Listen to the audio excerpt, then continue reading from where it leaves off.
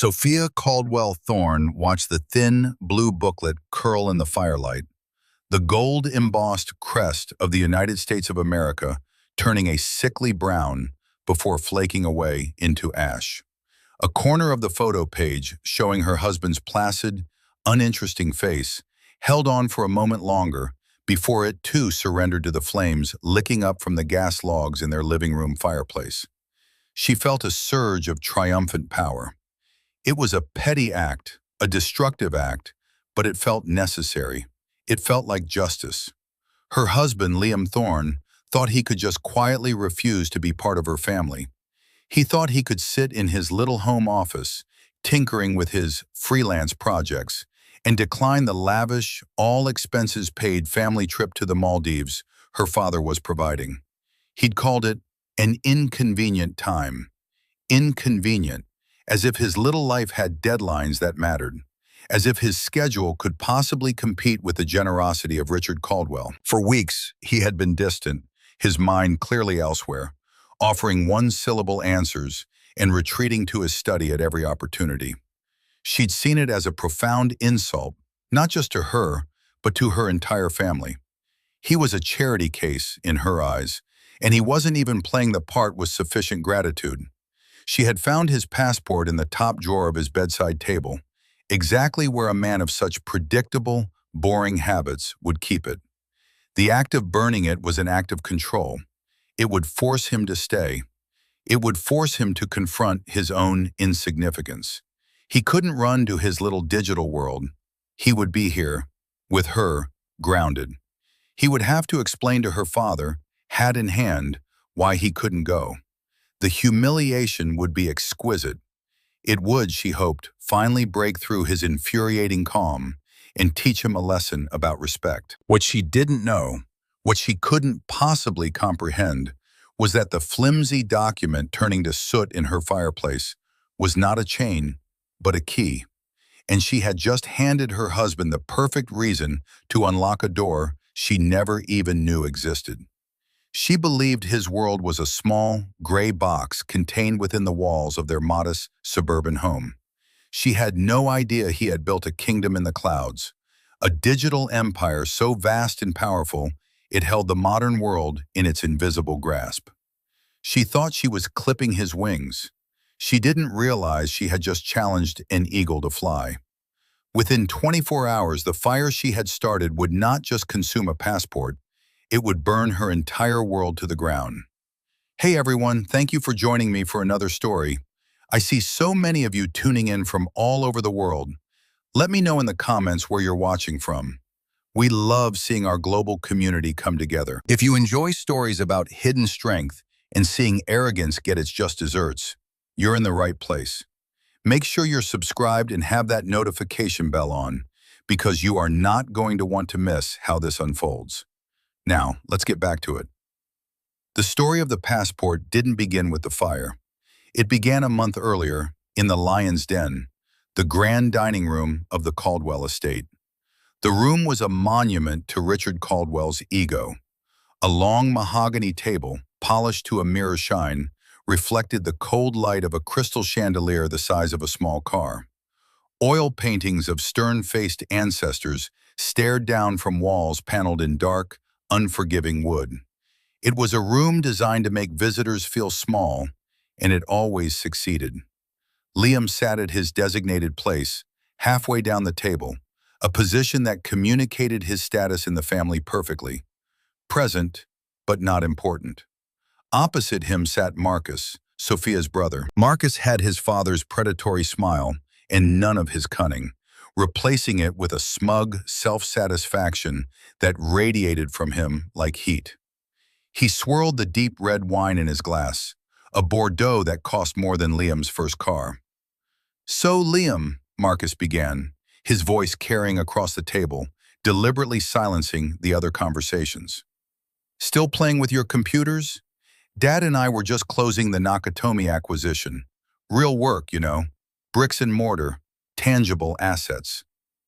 Liam met his gaze without flinching. His calmness was a shield Marcus had been trying to dent for years. "My work is rewarding, thank you, Marcus." Richard Caldwell, seated at the head of the table, let out a short, dismissive laugh. He was a man built of sharp angles and expensive tailoring. His face was a mask of perpetual impatience. Rewarding? He scoffed. Son, a hobby is rewarding.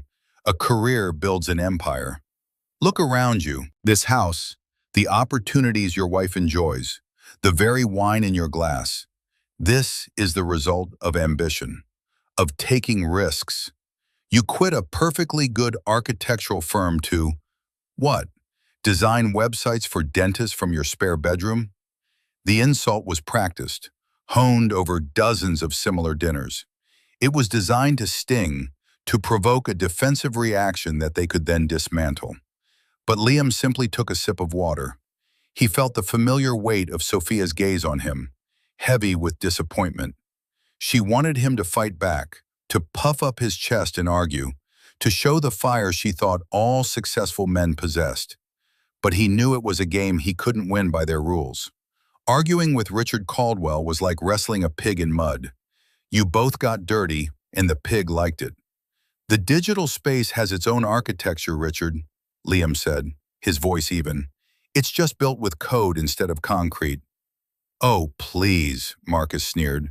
Don't try to make it sound so grand. You're a freelancer, a gig worker. It's one step up from driving for Uber. Liam's fingers rested for a moment on the edge of the table. In his pocket, his thumb brushed against the worn leather cover of a small, pocket-sized journal. It was a simple, unadorned thing, filled with his elegant, precise handwriting and complex diagrams. The first page was dated 10 years prior. At the top, he had written a single word, Ethelgard. To anyone else, it was a notebook. To him, it was the blueprint of a $66 billion company. It contained the foundational algorithms for the distributed ledger system that made his cloud network unbreachable, the server architecture that allowed for near-infinite scaling, the very soul of the machine he had built in secret. The men mocking him used services every single day, their banks, their trading platforms, their corporate communications, that ran on the infrastructure detailed in that little book. The irony was a private, bitter comfort. Sophia finally spoke, her voice tight with embarrassment. My husband has a different definition of success, Daddy. He values flexibility. The word was meant to be a defense, but it landed like an apology. It was the verbal equivalent of patting him on the head. Richard waved a dismissive hand.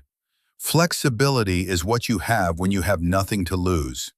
I have an empire to lose. That's the difference. He then turned his attention to the main course. The conversation, and Liam's public vivisection, concluded. Liam ate his food, the flavors of the expertly prepared meal lost on him. He wasn't angry. He was an architect, after all. He understood structure. He saw the scene not as a personal attack, but as a diagnostic. He saw the arrogance of the Caldwells as a design flaw in their worldview, a critical vulnerability. They equated visibility with value. Wealth had to be displayed. Power had to be wielded publicly. They could not conceive of a strength that was quiet, a power that was invisible. They were living in a fortress with all its cannons pointing outward, completely unaware that the very ground beneath their feet could be commanded by a man they had dismissed as a peasant. He felt a pang of sadness for his wife. She had been born and raised inside this fortress, and she couldn't see the bars of her own gilded cage. She saw his quiet life not as a choice, but as a failure to provide her with a more luxurious prison. As the dinner plates were cleared, Richard announced the Maldives trip, framing it as a celebration of the Nakatomi deal, a reward for the family. His gaze swept past Liam as if he were part of the furniture. The seed of the passport's destruction was planted in that moment, in the fertile ground of contempt and misunderstanding. Liam knew the trip coincided with his Dubai meeting, a meeting so sensitive it had taken 6 months to arrange. He would have to go. He just wouldn't be going for the reasons they thought. The weeks following the dinner party were a slow, grinding escalation of the Cold War in their marriage. Sophia had embraced her family's narrative completely. Liam's refusal to be impressed by their wealth had curdled into what she perceived as a personal affront. She saw his contentment with their comfortable, but not extravagant, life as a sign of his profound lack of ambition. Their house, a tasteful four-bedroom contemporary that Liam had designed himself, was nestled in a quiet, green neighborhood. It was a place of peace and light, with clean lines and large windows that blurred the line between inside and out. To Liam, it was a sanctuary. To Sophia, it was a symbol of their stagnation.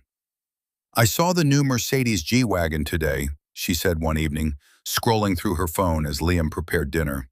He found a meditative rhythm in cooking, the precise chop of vegetables, the careful layering of spices. Claire just got one. Her husband's firm gave it to him as a bonus. "It's stunning, black on black." "That's nice," Liam replied, his focus on the risotto that required constant, gentle stirring. "Nice? Liam, that's it? Don't you ever want things like that?" She looked up from her phone, her brow furrowed in genuine confusion. "Don't you want to show the world you've made it?" "I don't feel I have anything to prove, Soph," he said gently. The house was paid for. They had no debt.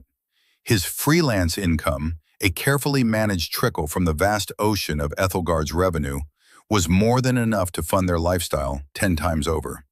He had set up a series of trusts in holding companies so complex that even a forensic accountant would need a decade to unravel them. To the outside world, he was Liam Thorne, a moderately successful independent consultant. On paper, his income was a respectable 6 figures. In reality, he was Ethel, the sole, anonymous owner of the world's most advanced cloud computing platform.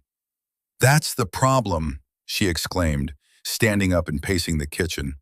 "You don't have anything to prove because you have no drive. My father built an empire from nothing. Marcus is on track to make partner before he's 35. They fight. They want to win. You're just content. It's infuriating." He stopped stirring and looked at her. He saw the panic in her eyes, the fear of being left behind in the social race she had been trained to run since birth. Her identity was tied to the perception of others. "Is our life not good enough, Sophia? Are you unhappy here?" "Of course I'm unhappy," she said, her voice rising. "This isn't the life I imagined. I imagined being a partner to a man who was building something real. I go to these charity luncheons, and the women talk about their husbands' companies, their deals, their expansions. What am I supposed to talk about? Your latest project designing a booking system for a local dog groomer?" The insult, though baseless, landed with a dull thud. His current project was overseeing the final stress testing of a new quantum encryption protocol for Ethelgard's government clients, a project valued at $900 million. He had spent the afternoon on a secure video call with a 4-star general and the director of the NSA, who had addressed him with the kind of reverence usually reserved for heads of state. He had taken the call in his study, the door closed. To Sophia, who had briefly poked her head in, he was just a man in a headset, murmuring what she called computer gibberish. "That's not fair," he said quietly, turning back to the stove. The conversation was over. There was no common ground to be found. Later that night, he was in his office. The room was his sanctum. One wall was a bank of monitors, displaying flowing lines of code, server status maps that spanned the globe, and encrypted communication channels. To a layperson, it was an incomprehensible cascade of data. To Liam, it was a living, breathing entity. Ethelgard. He had named it after an old Anglo-Saxon word meaning noble protector, a reflection of his core mission, to create a digital space that was secure, sovereign, and incorruptible. He was speaking softly into his headset, his voice calm and authoritative. "No, Director Chen, the latency in the Singapore node is unacceptable. We need to reroute the primary data stream through the new Tokyo hub. I don't care about the cost. Prioritize stability. The system must be flawless for the Dubai launch. There was a pause as he listened. Understood. And confirm my transport from the Maldives. It needs to be discreet, no commercial markings. I'll transmit the exact rendezvous point 24 hours prior. He ended the call and leaned back in his chair, the leather sighing. He looked at a framed photo on his desk. It was of him and Sophia, taken on their honeymoon. They were young, smiling, full of a hope that now felt like a distant memory. He had loved her, and a part of him still did. He had believed she could see past the surface, that she had fallen for the quiet man, not the promising architect he had once appeared to be. But he had been wrong. She had fallen in love with a reflection, and when the reflection changed, so did her heart. He had kept his identity as Ethel a secret for two reasons. The first was security. In his world, anonymity was armor. The second, more personal reason was that he wanted to build a life with Sophia that wasn't defined by his wealth. He wanted to be loved for who he was, not what he had. It was a romantic, naive notion, and it had failed spectacularly. The slow, painful erosion of their marriage was the proof. He sighed, turning back to the glowing monitors.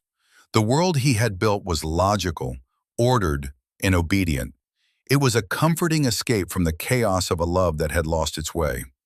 The finalization of the Maldives trip was an event in itself. Richard Caldwell had summoned Liam and Sophia to the estate for a Sunday brunch to go over the itinerary, which was really just another opportunity for him to perform his role as benevolent patriarch. He presented them with a thick, leather-bound folder embossed with the Caldwell family crest. "Everything is taken care of," Richard announced, beaming as if he had personally discovered the islands. "First-class tickets on Emirates, a private villa at the St. Regis, complete with a personal butler. I've also chartered a yacht for a day of deep-sea fishing." He looked pointedly at Liam. "I assume you can find time in your busy schedule for that, Liam?" "It sounds wonderful, Richard." "Thank you," Liam said, his tone one of polite gratitude. He felt Sophia relax slightly beside him. His compliance was a temporary balm on her wounded pride. "Good. We leave in 2 weeks. Our flight is at 10 p.m. on Friday. The car will pick you all up from here at 6. We'll have a little champagne toast before we go." The "we" and "all" were delivered with the clear implication that Liam was being included by sheer magnanimity. Later, as they drove home in their perfectly respectable but decidedly not a G-Wagon Audi, Sophia was buzzing with an energy Liam hadn't seen in months. "Isn't it going to be amazing? A break from all this. Just sun and sand and no worries. Maybe this is what we need. A reset." Liam looked at her, at the genuine hope in her eyes, and felt a wave of profound sadness. Her happiness was contingent on an escape, a fantasy funded by her father. It wasn't rooted in their life, but in a temporary reprieve from it. "I'm glad you're excited," he said, and he meant it. He wanted her to be happy. He just wished her happiness wasn't so conditional. For his part, the trip required a delicate, parallel set of preparations. The Dubai meeting was with the stewards of a sovereign wealth fund that was looking to migrate its entire nation's digital infrastructure, financial, governmental, and civic, onto a single, secure platform. It was the largest and most significant contract in Ethelgard's history, a legacy project that would redefine the company and cement its global dominance for a generation. The deal was to be signed in person.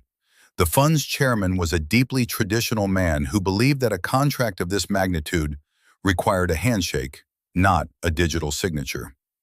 Anonymity had to be temporarily suspended for the final, critical act. In his study, Liam's communications took on a new level of intensity. He coordinated with his security chief, a former Mossad agent named Gavriel, on the logistics. He arranged for a Gulfstream G650 to be waiting at a private airfield in Malé, the capital of the Maldives. It would fly him to Dubai for the 12-hour meeting and then return him to the resort before the Caldwells were any the wiser. He would miss one dinner and one morning of sunshine. It was a tight schedule, but perfectly feasible. As the departure date loomed, Sophia's mood began to sour again. The initial excitement of the trip wore off, replaced by a growing anxiety. She started picking fights over small things: the way he loaded the dishwasher, the fact that he forgot to pick up dry cleaning, his general air of distraction. She couldn't put her finger on it, but she sensed his mind was elsewhere. She mistook his intense focus for disinterest. "You don't even seem excited about this trip, Liam," she accused him one night, 2 days before they were due to leave. "It's like you're just going through the motions. My father moves heaven and earth to give us this incredible experience, and you can barely muster a smile." "I have a lot on my mind, Soph," he said, looking up from his laptop. He was finalizing the last of the Dubai meeting pre-reads. "Your work?" she scoffed. "What could possibly be so important? Are you afraid the dog groomer's website will crash while you're gone?" He didn't answer. He closed the laptop. The chasm between them had grown too wide to shout across. His silence was, to her, an admission of guilt. It confirmed her worst fears, that he was a man without passion, a man sleepwalking through a life she found suffocating. Her resentment began to simmer, looking for an outlet, an act that would make him feel something, anything, an act that would demonstrate her power over him in a way that words no longer could. She needed to remind him that he was, in her world, dependent on her and her family's grace. Her eyes fell on his bedside table, where she knew he kept his passport. An idea, ugly and potent, began to form in her mind. It was a way to ground him, to force him to need her, to make him see the consequences of his infuriating detachment. She would not be ignored. She would not be taken for granted. She would make him pay attention. The night before their departure was thick with a tense, unspoken animosity. Sophia had barely spoken to Liam all day, communicating instead through pointed sighs and the sharp, deliberate clatter of objects being put away. She was nursing her grievance, letting it ripen into a righteous fury.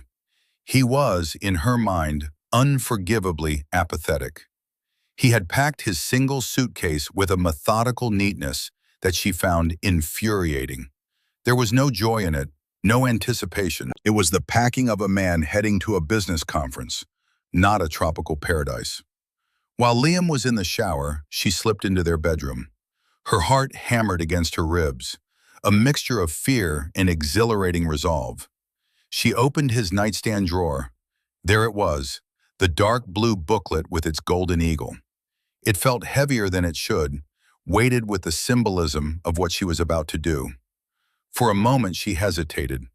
A small, rational voice whispered that this was a line she could not uncross. It was a spiteful, childish act. But then she pictured her father's disappointed face, her brother's smug sneer when Liam would inevitably have to confess his irresponsibility. She imagined the power she would hold, the control she would reclaim. The whisper of reason was drowned out by the roar of her resentment. Clutching the passport, she went downstairs. The house was quiet. She knelt before the fireplace, its gas pilot light a tiny blue ghost. With a trembling finger, she turned the key and twisted the knob. A soft whoosh filled the room as a line of flames danced to life across the ceramic logs. The warmth on her face felt validating. She held the passport over the flames, the cover beginning to warp almost immediately. She thought of Liam's infuriating calm, his quiet self-sufficiency that felt like a judgment on her. This would shatter it. This would make him weak. This would make him need her. She dropped the booklet into the heart of the fire. She watched it burn, a grim satisfaction settling over her. The plastic laminate of the photo page bubbled and melted, distorting Liam's face into a grotesque mask before it vanished into blackness.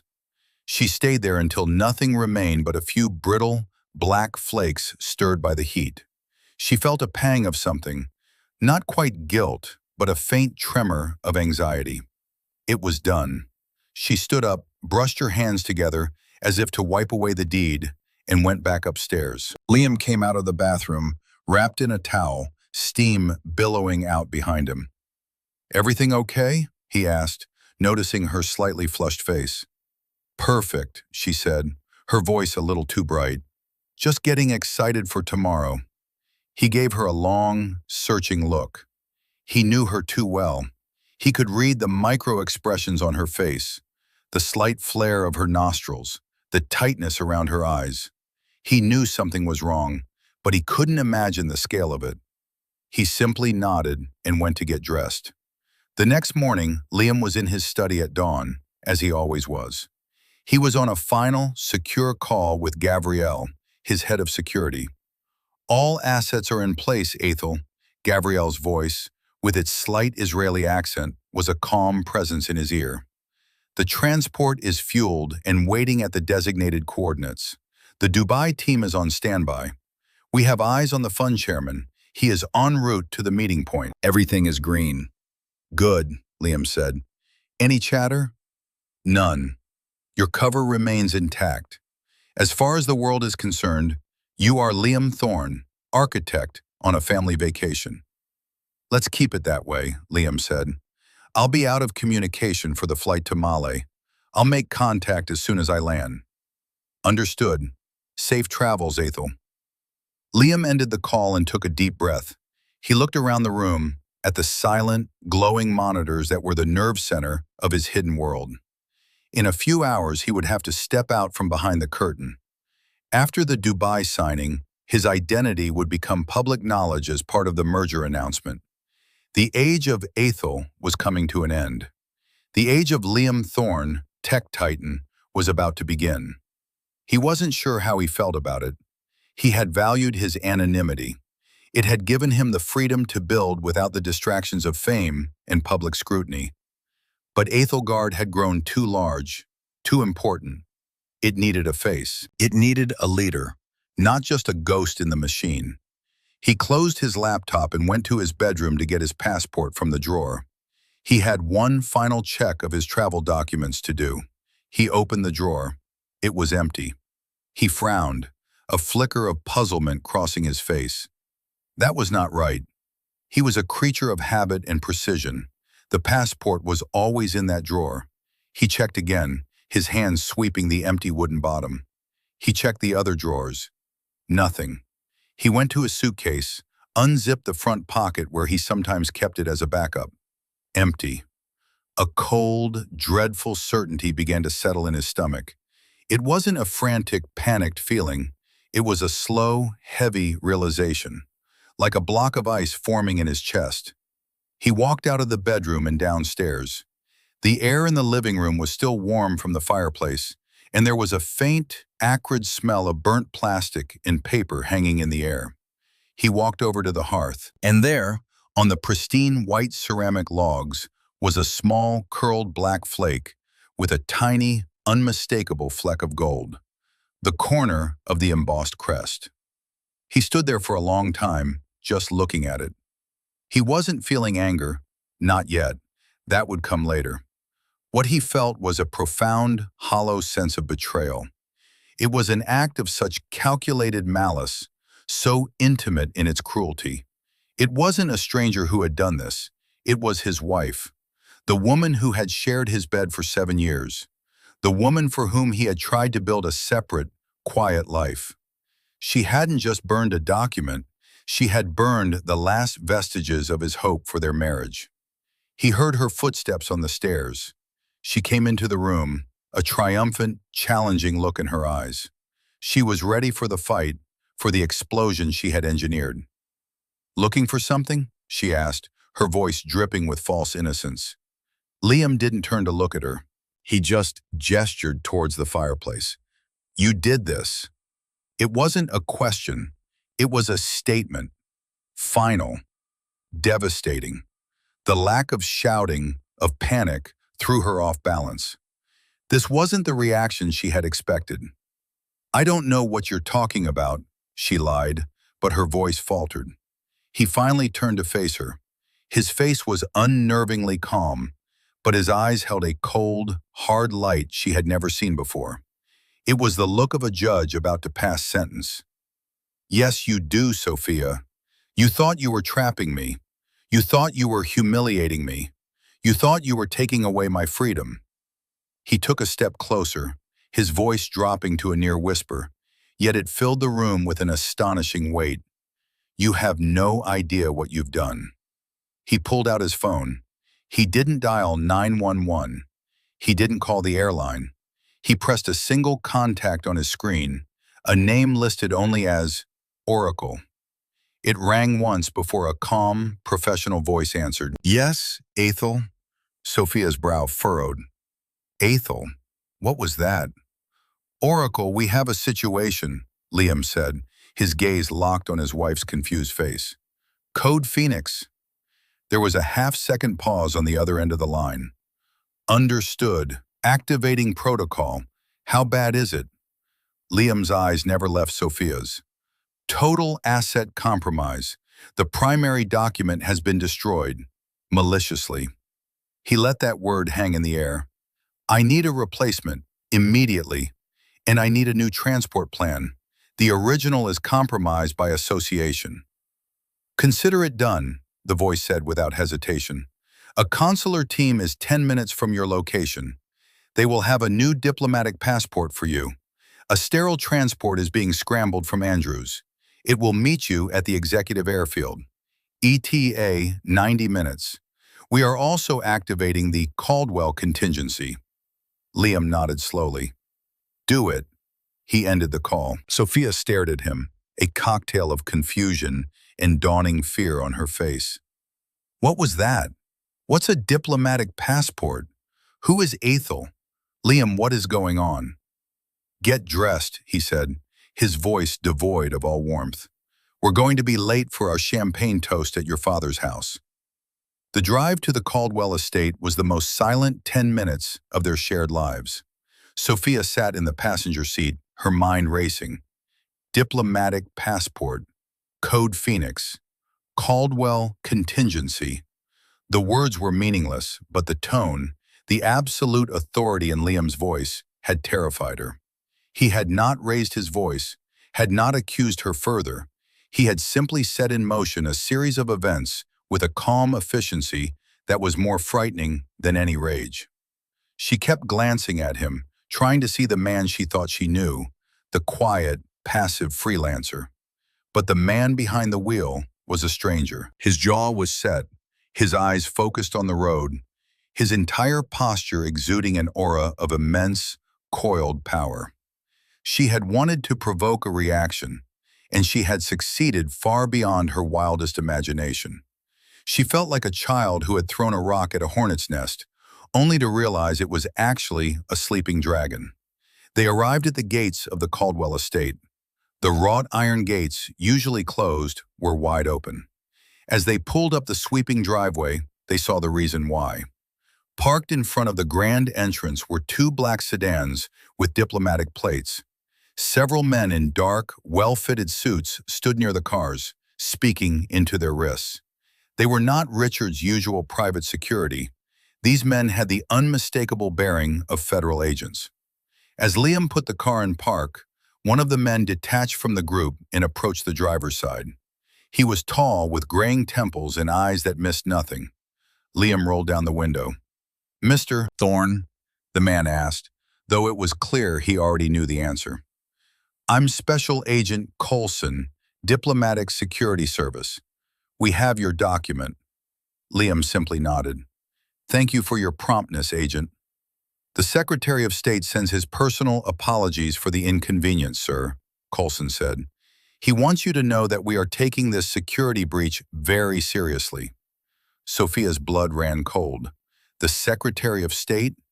She felt a wave of dizziness. This was impossible. This was a prank. It had to be. Liam got out of the car. Coulson handed him a slim, official-looking folio. Liam opened it. Inside was a brand new passport, but this one was black, not blue. And his name was listed as Liam Ethel Thorne.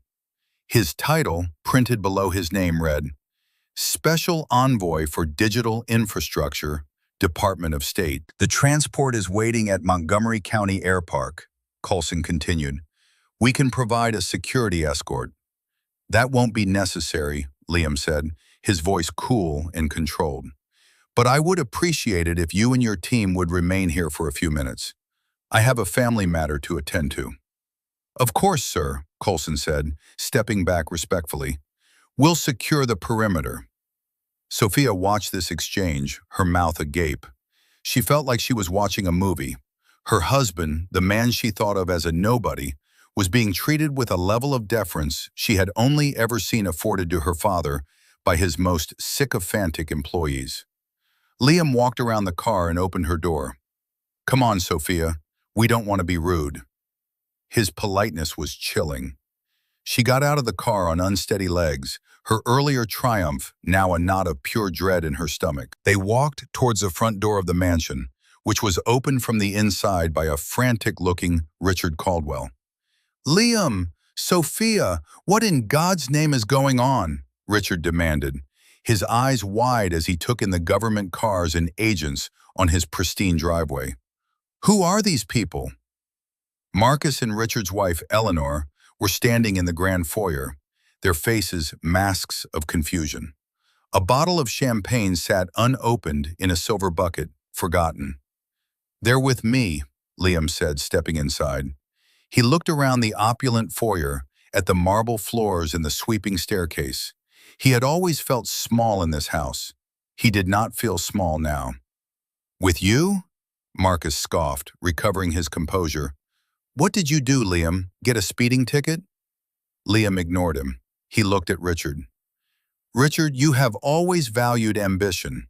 You've always told me that a man's worth is measured by what he builds. What is the meaning of this? Richard's voice was sharp, impatient. For 10 years, Liam continued, his voice calm but resonant, echoing slightly in the cavernous space. I have been building something, in quiet.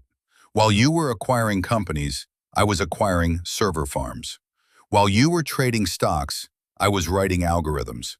You called my life's work a child's hobby. You dismissed it as playing with computers. He paused, letting the words hang in the air. He then looked directly at Sophia, who was standing frozen by the door. My wife, your daughter, believed you. She believed in your definition of success so completely that last night she burned my passport to prevent me from attending a meeting she deemed inconvenient. She did it to humiliate me, to trap me, to prove that I was nothing without the charity of the Caldwell family. A collective gasp went through the room. Richard and Eleanor stared at Sophia, their expressions turning from confusion to horror. Sophia, is this true? Eleanor whispered. Sophia couldn't speak. She could only nod, tears welling in her eyes. But the meeting was not inconvenient, you see, Liam went on, his voice dropping slightly, drawing them in. It's in Dubai. It's the culmination of a decade of my work. The signing of a contract that will migrate the entire digital infrastructure of a nation onto my platform. He looked from Richard to Marcus, a cold, flat smile touching his lips for the first time. You may have heard of my little hobby. It's called Ethelgard Cloud Solutions. Silence. Absolute, deafening silence. The name landed in the room like a physical object. Ethelgard, the ghost company, the invisible giant of the tech world, the foundation upon which half the global economy was built. Richard Caldwell's face went white, the healthy, tanned color draining away as if a plug had been pulled. Marcus looked as if he had been struck by lightning, his mouth hanging open, his smugness evaporating into sheer, unadulterated shock. No, Richard whispered, that's not possible. The founder of Ethelgard he's anonymous, a myth. They call him Ethel. Liam held up his new black passport. Liam, Ethel, Thorne. You were right about one thing, Richard. A man is measured by what he builds. And I built Ethelgard from my spare bedroom while you and your son were laughing at me. Just then, Richard's phone began to vibrate violently in his pocket. He pulled it out, his hand trembling. It was his private banker from Goldman Sachs. He answered it, his voice a hoarse croak. Hello? He listened, his face growing paler with every passing second. What do you mean frozen? All of them? What is a high-risk flag? Violation of terms of service? What terms of service? He looked up at Liam, a look of dawning, gut-wrenching terror in his eyes. Ethelgard? He whispered into the phone. Liam gave a slight, almost imperceptible nod. The Caldwell contingency, he said softly, for their ears only. A little protocol I had my team build years ago, just in case. It flags all financial activities connected to your family for an immediate, top-to-bottom security and compliance review. Ethelgard's terms of service, which every major financial institution in the world agrees to, gives us broad authority to suspend services for any client associated with a direct security threat against our executive personnel. He glanced at Sophia. The malicious destruction of a senior executive's travel documents, for instance, qualifies as a direct security threat. Your empire, Richard, is built on a foundation of ones and zeros. My ones and zeros. And I can take them away. At that moment, Marcus's phone buzzed. It was a priority alert from his firm's compliance department. His access had been suspended. His trading accounts locked. The reason cited? Proximity to a security risk to a Tier 1 infrastructure partner. Ethelgard. Marcus sank onto one of the ridiculously expensive foyer chairs, the phone slipping from his nerveless fingers. He stared at Liam, his mind finally processing the cataclysmic reality. The man he had mocked, the man he had pitied, the man he had offered a menial job to, was not just successful, he was a force of nature. He was the invisible hand that controlled the very system they had worshipped. Sophia finally found her voice, a choked, desperate sob. Liam, I didn't know. Liam turned his cold gaze back to her. That is the point, Sophia. You didn't know. You didn't care to know. You didn't believe in me. You believed in this. He swept his hand around, indicating the marble, the crystal, the empty opulence of the house. You married a man, but you wanted a status symbol. I tried to give you a real life, a real love, away from all this, but you couldn't see it. You were so blinded by the glitter, you couldn't recognize gold. The sound of a helicopter's rotors began to beat in the distance, growing steadily louder. Liam checked his watch. My transport is here. The G650 that you thought was for your family vacation, Richard? That's for my team. My ride is a little more discreet. He looked at them one last time, a group of statues frozen in the wreckage of their own arrogance. Your first-class tickets to the Maldives have been canceled, by the way. Your credit is no good today. I believe there are still some seats in economy on the midnight flight, if you can find a way to pay for them.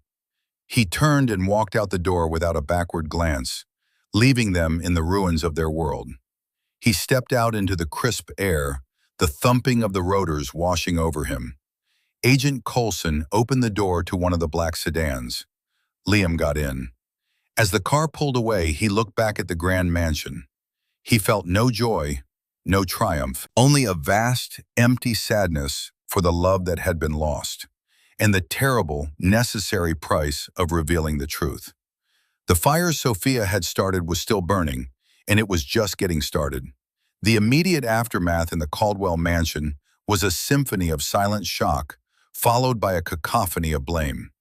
For a full minute after Liam's departure, no one moved.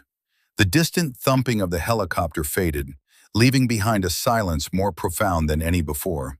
It was the silence of a world that had been fundamentally broken. Richard Caldwell was the first to snap. He looked at his phone, then at Marcus, then at Sophia, his face a mask of apoplectic rage. "What have you done?" he roared, his voice cracking. He wasn't yelling at Liam anymore. He was yelling at his daughter. "You, with your petty, spoiled, idiotic games, you have ruined us." Eleanor, who had been a silent, ornamental presence for most of her marriage, rushed to Sophia's side. "Richard, stop it." She didn't know. She didn't know? Marcus laughed, a bitter, hysterical sound. "Of course she didn't know. None of us knew. The man is a ghost, a legend. He's been sitting at our dinner table for 7 years, and we treated him like the help. He stood up, pacing like a caged animal. My career is over. Do you understand? Over. The compliance department will tear me apart. My name is linked to a security threat against Ethelgard. I'm radioactive. No bank on Wall Street will touch me. He can't do this, Richard bellowed, his voice losing its authoritative timbre and becoming thin with panic. It's illegal. I'll sue him. I'll sue Ethelgard. Sue him with what, Dad? Marcus shot back, his voice dripping with scorn. You can't even pay your Amex bill right now. He doesn't need lawyers. He owns the system. He's not playing chess with us. He's the one who owns the board, the pieces, and the rule book. We're not even players. We're just pawns he decided to sweep off the table.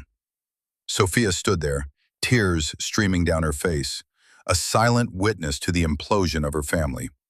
The two men she had admired her whole life, the pillars of strength and success, were crumbling before her eyes.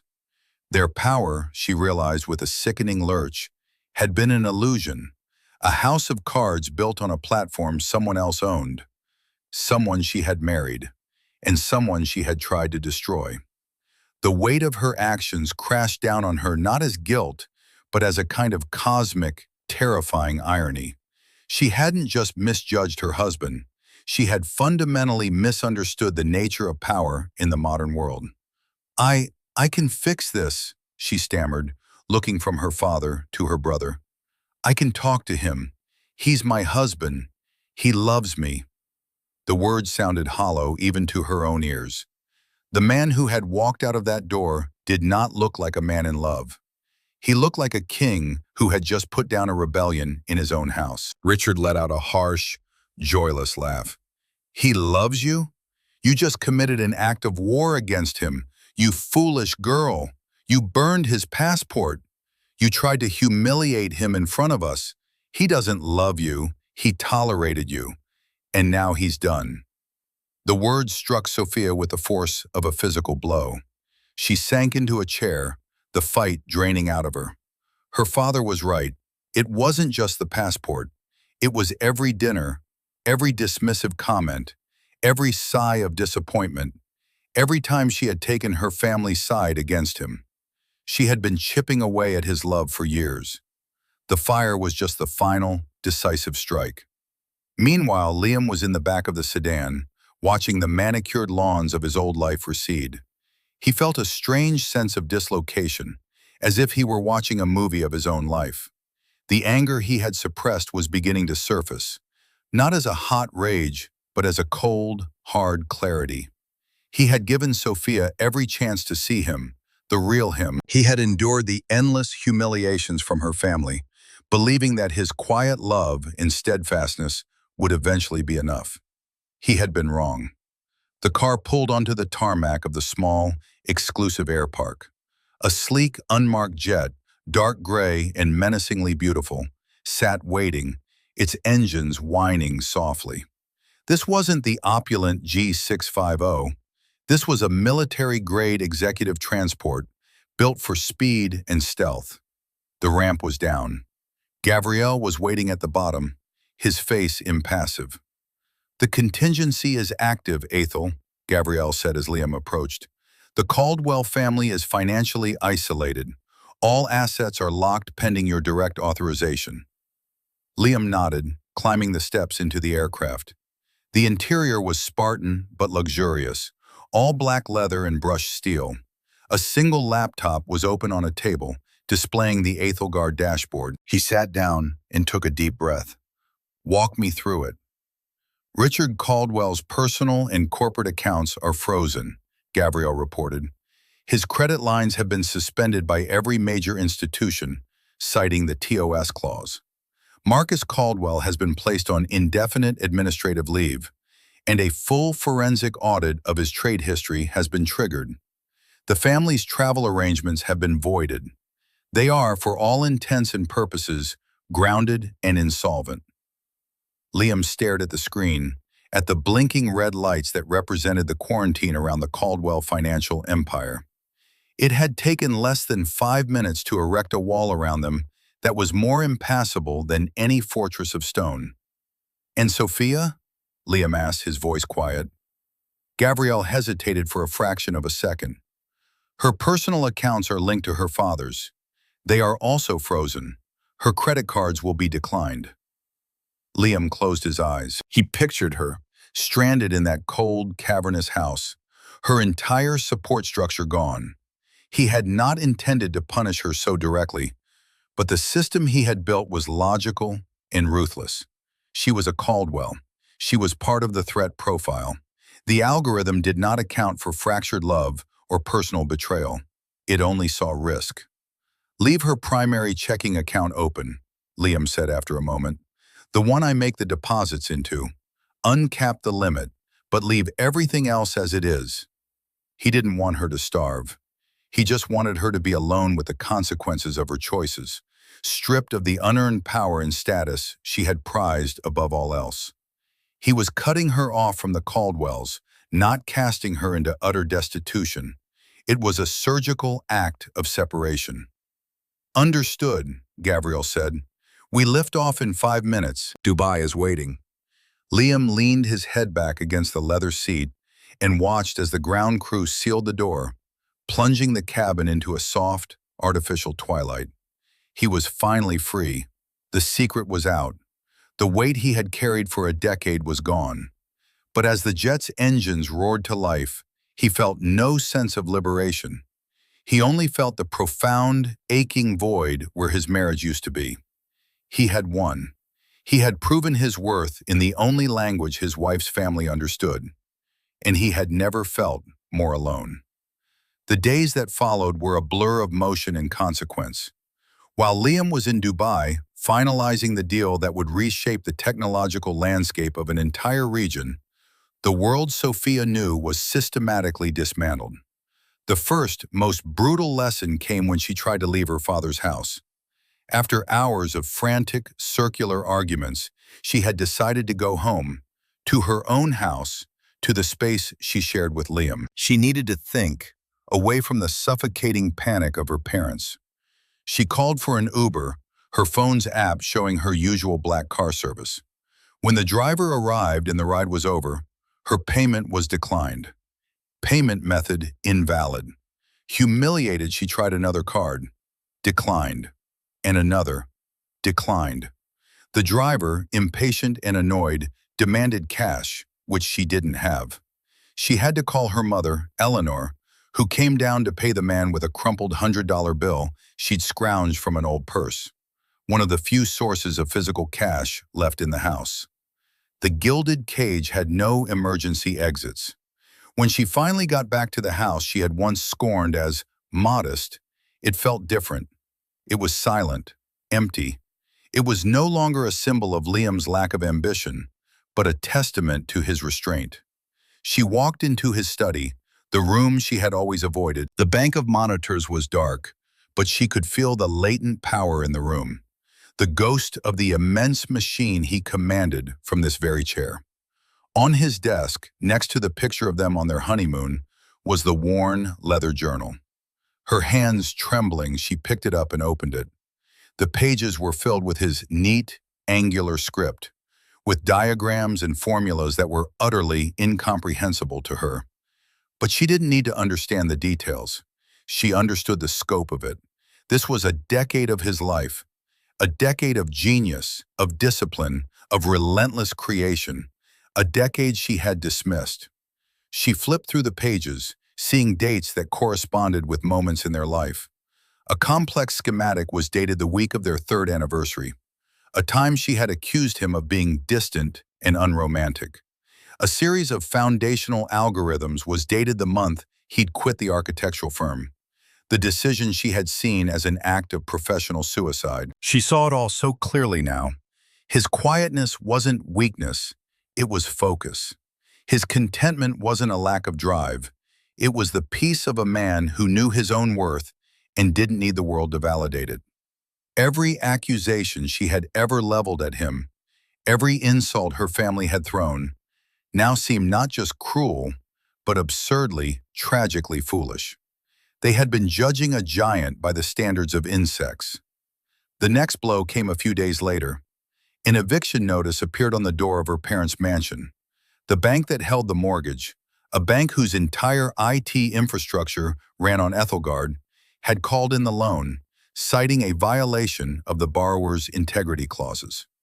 Richard Caldwell, the man who had boasted of his empire, was about to be homeless. The news sent him into a spiral. He locked himself in his study, not to wheel and deal, but to drink and rage against a foe he couldn't fight. Marcus, stripped of his job and his identity, became a ghost in his parents' crumbling palace. He stopped talking, wandering the halls with a vacant expression. The smug, confident man was gone, replaced by a hollow shell. Sophia was forced to act. With the one bank account Liam had left her, she found a small, two-bedroom apartment for her parents to move into. She used the money to pay the deposit and the first month's rent. The act of writing the check, of providing for the parents she had always depended on, was a profound and jarring role reversal.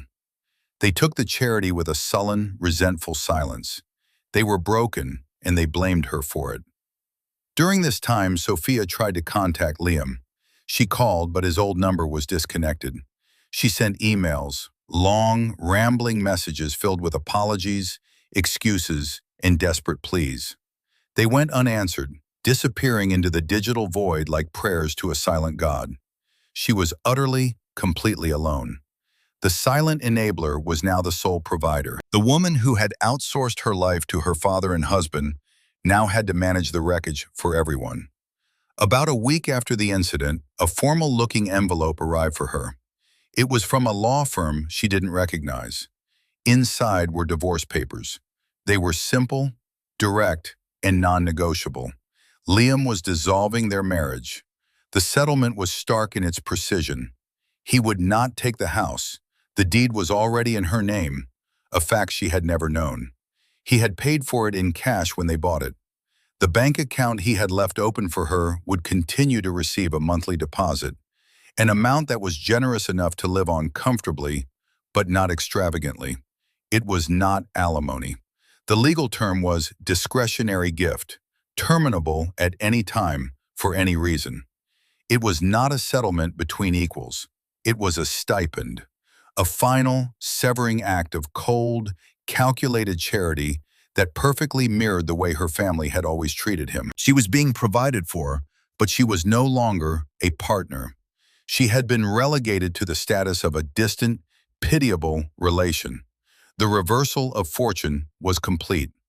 Those who had humiliated now depended on charity. The one who was diminished now held all the power. Months passed. The name Liam Thorne was now on the cover of Forbes and Wired. The story of the mysterious Ethel was global news. He was lauded as a visionary, a once-in-a-generation genius who had reshaped the digital world. He gave interviews, but he never spoke of his personal life, of his ex-wife, or her family. To the world, his past was a blank slate. He had simply emerged, fully formed, a titan of industry.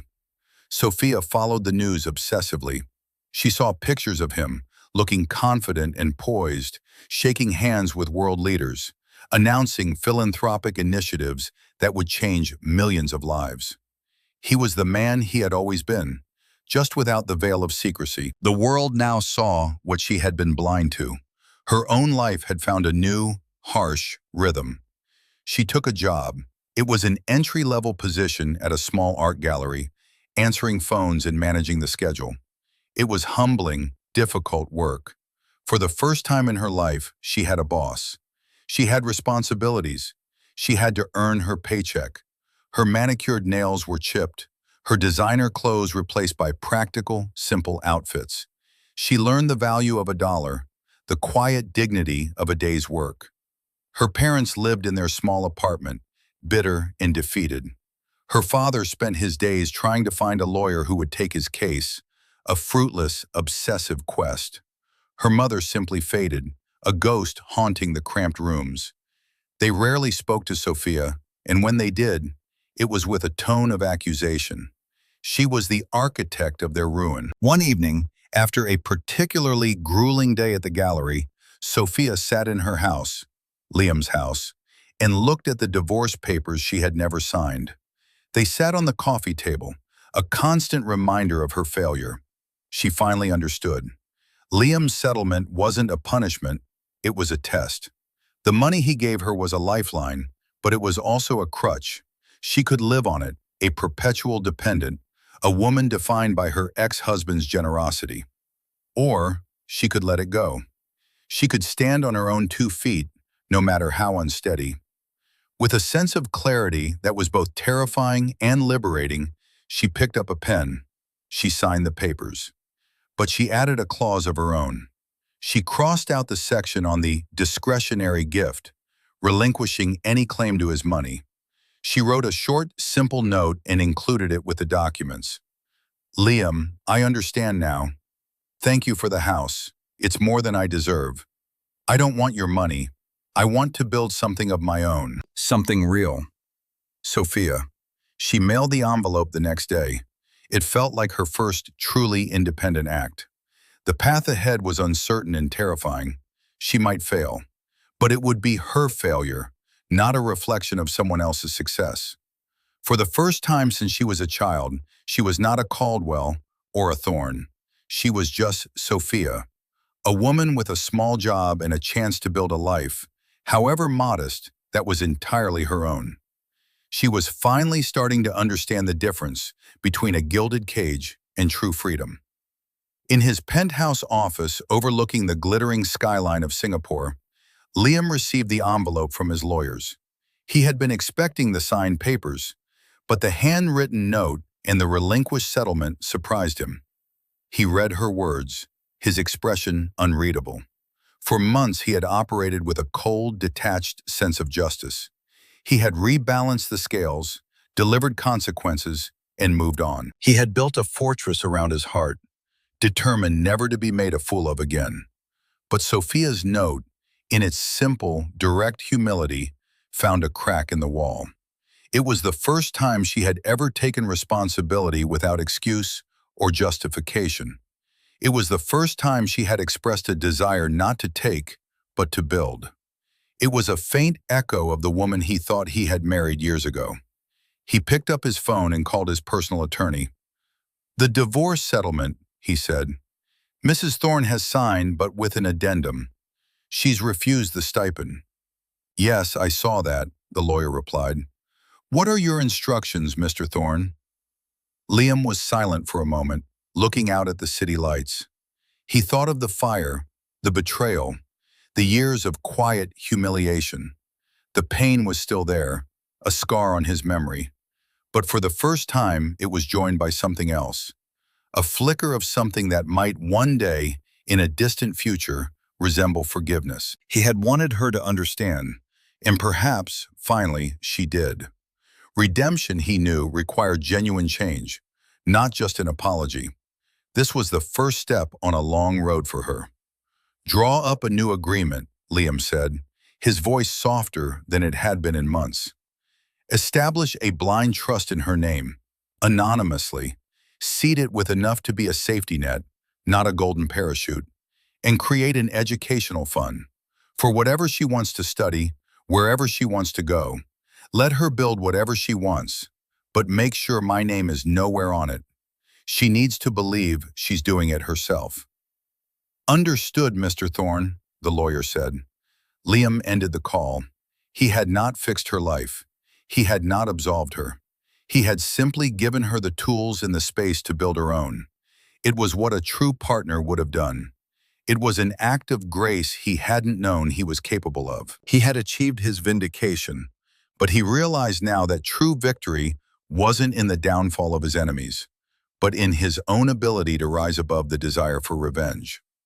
The story of Liam and Sophia became a quiet legend in certain circles. One of arrogance and its fall, of hidden strength and ultimate vindication. But for Liam, it was a more personal lesson. He had built an empire to protect the world's data, but he had failed to protect his own heart. He learned that true worth is not measured by what you build or what you own, but by the integrity with which you live and the grace you can show even to those who have wronged you. He continued to lead Ethelgard, but with a newfound wisdom, a deeper understanding of the human code that was far more complex than any he had ever written. He was a man who had everything, lost the one thing he thought he wanted, and in doing so, found a better, stronger version of himself. And Sophia? She never knew about the trust. She got her degree in art history. She eventually bought the small gallery where she had started, turning it into a thriving business that celebrated local artists. She built something real. It wasn't an empire. It was just a life, and it was hers. So what do you all think? Was Liam's response justified, or was it too harsh? It's a complicated question, and I'm curious to hear your thoughts in the comments below. It really makes you think about respect in a relationship and what it truly means to support your partner. If you found this story compelling, please give it a like and subscribe to the channel for more tales of justice, redemption, and the surprising strength we find in the most unexpected places. Thank you for being here, and we'll see you in the next one.